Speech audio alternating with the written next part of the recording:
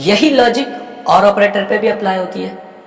और ऑपरेटर में भी इसी तरीके से कंपैरिजन होता है, लेकिन और ऑपरेटर का रूल क्या है कि कोई एक वैल्यू भी ट्रू हो जाएगी तो रिजल्ट ट्रू आ जाएगा। अब आपने नॉन बुलियन वैल्यूज अगर और के लॉजिकल ऑपरेटर के साथ अप्लाई की, नॉन बुलियन वैल्यूज, तो जब वो कंपैरिजन करने जाएगा, अगर सारी वैल्यूज फॉल्स होंगी तो आखिरी वाली वैल्यू रिटर्न हो जाएगी, अगर वो नॉन बुलियन होगी तो। अगर कंपैरिजन के दौरान कोई एक भी वैल्यू ट्रू हो गई तो वो वैल्यू रिटर्न हो जाएगी। अगर वो नॉन बुलियन होगी, फॉर एग्जांपल आप नंबर और स्ट्रिंग को, नंबर और नल को कंपेयर कर रहे हैं, तो नंबर ट्रू है, वो ट्रू रिटर्न कर देगा, यानी कि वो नंबर रिटर्न हो जाएगा। इसको इस एग्जांपल में देखें, हमारे सामने है यहाँ पर कैट और डॉग। अब कैट स्ट्रिंग इवेलुएट होगा ट्रू में, डॉग स्ट्रिंग इवेलुएट होगा ट्रू में, दोनों ट्रू हैं। लेकिन जैसा कि हमने पहले पढ़ा था कि logical operator short circuit operator, इसलिए कि पहले ट्रू मिल गया तो आगे वो जाएगा ही नहीं। इसलिए जब कैट और डॉग को कंपैरिजन, कैट क्योंकि ट्रू था तो इसने कैट रिटर्न कर दिया, फॉल्स और कैट। अब फॉल्स, जाहिर सी बात है, और ऑपरेटर को अगर पहले फॉल्स मिला है तो आगे कंपैरिजन के लिए जाएगा। जब वो आगे कंपैरिजन के लिए गया तो उसे आगे कंपैरिजन के दौरान फॉल्स और कैट मिला, तो फॉल्स तो फॉल्स हो गया, लेकिन कैट ट्रू था, तो क्योंकि ये नॉन बुलियन वैल्यू है तो कैट रिटर्न हो जाएगा। फिर कैट और फॉल्स, अब कैट ट्रू है, आगे वो जाएगा ही नहीं क्योंकि ये ट्रू में कन्वर्ट हो चुका है, यहीं से ट्रू रिटर्न हो जाएगा, जो कि एक्चुअली कैट है।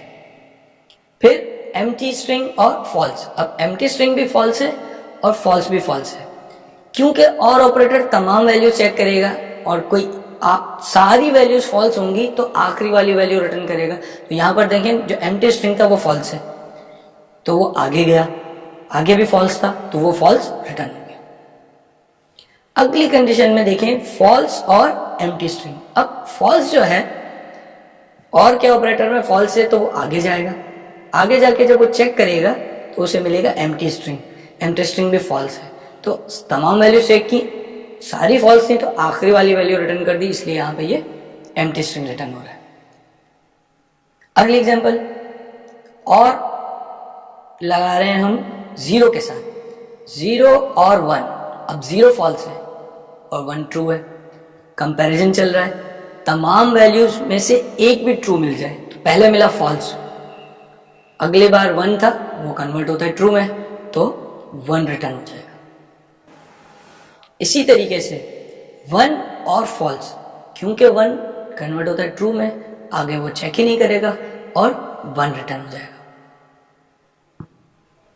ट्रू और ऑब्जेक्ट, अब ट्रू भी ट्रू है और ऑब्जेक्ट भी ट्रू है, तो क्योंकि पहले ही उसे ट्रू मिल गया तो वो ट्रू रिटर्न कर देगा, आगे तो इवेलुएट करेगा ही नहीं। फॉल्स और ऑब्जेक्ट, अब यहां पर पहला फॉल्स है और अगला एक ऑब्जेक्ट है, तो क्योंकि ये कंडीशन फॉल्स है तो आगे बढ़ जाएगा, क्योंकि और ऑपरेटर तो ट्रू ढूंढता है, आगे गया, कर्ली ब्रैकेट मिल गए, वो ट्रू था, इसने ये ऑब्जेक्ट रिटर्न कर दिया। कैट और 3=4 एक एक्सप्रेशन है। अब क्योंकि कैट ट्रू है तो आगे वो कंपैरिजन पे जाएगा ही नहीं, फौरन आपको यहीं से ट्रू रिटर्न कर देगा। कैट और जीरो, अगेन कैट ट्रू है, जीरो फॉल्स है, लेकिन यहां ट्रू मिल गया तो फौरन चला जाएगा और आपको कैट रिटर्न कर देगा।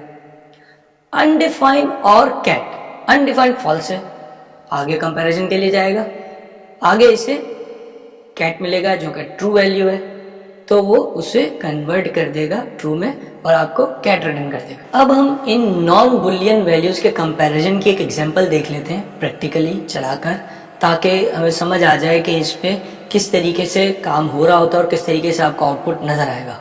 मैंने एक वेरिएबल लिया var a=6, var b=8, var c=a double b।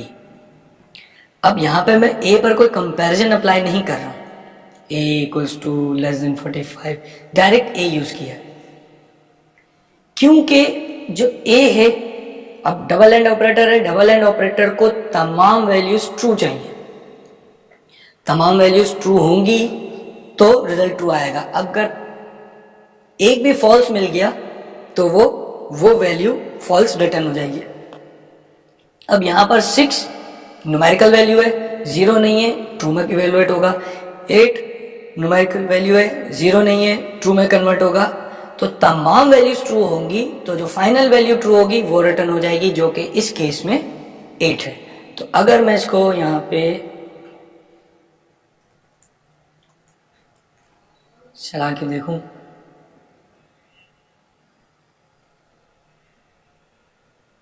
तो सी में आया 8। सी के पास क्या वैल्यू आई?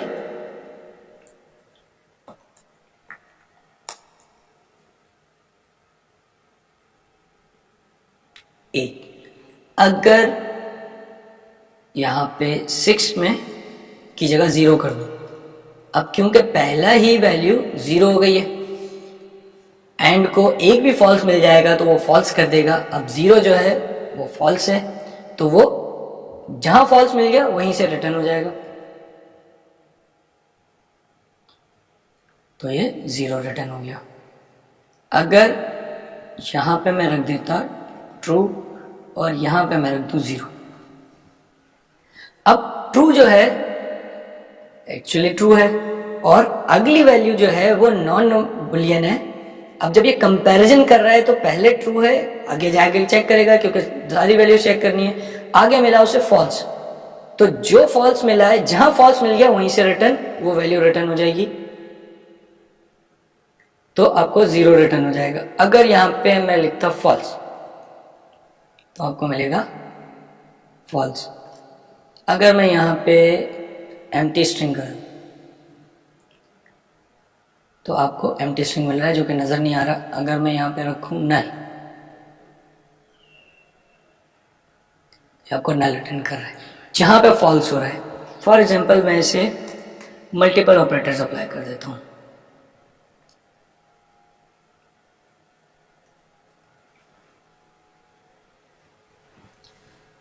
अब पहली ट्रू है, दूसरी फॉल्स है और तीसरी भी ट्रू है, लेकिन जहां फॉल्स मिल जाएगी वो वैल्यू रिटर्न हो जाएगी, तो आपको नल मिल रहा है।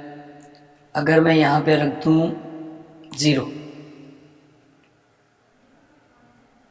तो आपको 0 मिल रहा है। तो इस तरीके से आपको ये समझना है कि तमाम वैल्यूज कंपेयर होती हैं। अगर नॉन बुलियन वैल्यू कंपैरिजन में यूज हो रही है तो जो नॉन बुलियन वैल्यू फॉल्स करेगी एंड को, वही नॉन बुलियन वैल्यू रिटर्न हो जाती है आपके पास। यही चीज अगर और ऑपरेटर में करें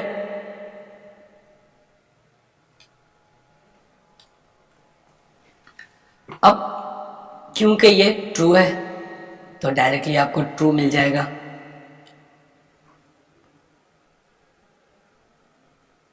सी में ट्रू आ गया। अगर इसको कर दें एम्प्टी स्ट्रिंग, इसका मतलब फॉल्स है। अब उसके बाद 0, वो भी फॉल्स है। कैट ट्रू है तो अब आपको मिल जाएगा कैट। तो ये भी फॉल्स था, ये भी फॉल्स था, यहां ट्रू मिल गया। अगर ये कैट पहले होता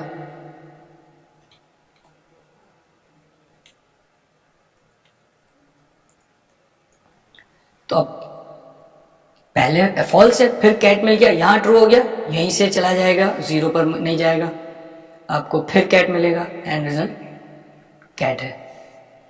तो ये कंपैरिजन आप डिफरेंट चीजों के साथ कर सकते हैं। फॉर एग्जांपल आपने कहा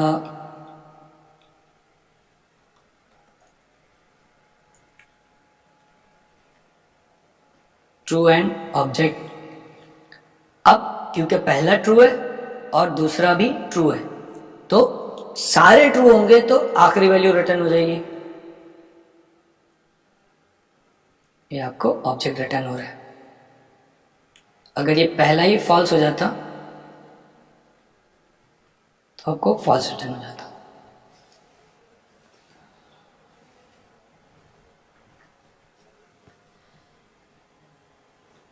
ये टॉपिक इसी वजह से थोड़ा सा कॉम्प्लेक्स है समझने के लिए कि जब नॉन बुलियन वैल्यूज़ के साथ आप कंपैरिजन लॉजिकल ऑपरेटर्स अप्लाई करते हैं तो जावास्क्रिप्ट उसको कन्वर्ट करके इवेलुएशन में लेकर आती है। ये कन्फ्यूजन का बायस भी बनता है और ये जावास्क्रिप्ट की पावर भी इससे बहुत बढ़ती है।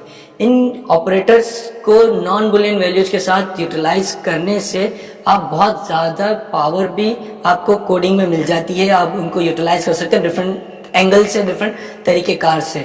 जब आप प्रोफेशनल प्रोग्रामिंग कर रहे होंगे तो वहाँ पर ये टूल्स आपको बहुत ज़्यादा हेल्पफुल रहेंगे। इसलिए आपको इस वक्त अगर समझ में ना भी आ रहा हो तो ये टॉपिक आप बाद में किसी भी वक्त रिव्यू कर सकते हैं। इसके लिए आपको पहले आपको जो समझना है वो ये कि आपकी नॉन बुलियन वैल्यूज़ बुलियन में कन्वर्ट होकर क्या बनती हैं। जैसे कि नल फॉल्स बनता है, एम्प्टी स्ट्रिंग फॉल्स बनता है, स्ट्रिंग होगा तो ट्रू बनेगा। तो पहले आपको ये पता होना चाहिए कि आपकी जो नॉन बुलियन वैल्यूज़ हैं उनकी बुलियन रिप्रेजेंटेशन क्या है।